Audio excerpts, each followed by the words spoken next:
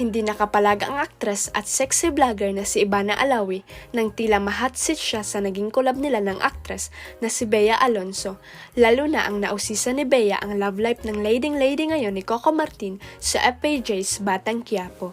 Sa latest vlog ni Bea, sumailalim si Ivana sa A to Say Challenge na isang klase ng question and answer portion na kung saan ang mga katanungan ay naka-alphabetical order.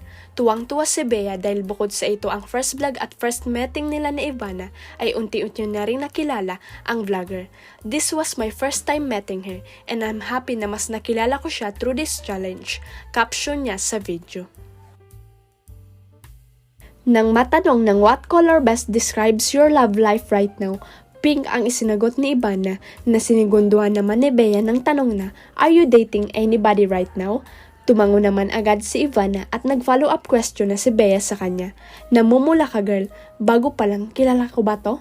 Sabi naman ni Ivana hindi siya artista, ayoko ng artista. Ano ba ang tipo mo sa lalaki? Sambit ni Bea.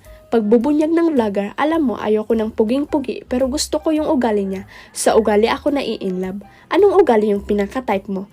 Tanong ulit ng actress. Sinagot pa rin ito ni Ivana at sinabing gusto ko yung honest, tapos yung caring sa family, like how he treats his family. What color best describes your love life right now? Alam mo, ayoko ng poging-pogi. Pero gusto ko yung ugali niya. Sa ugali ako nang-in-love. Gusto ko yung honest, tapos yung caring sa family.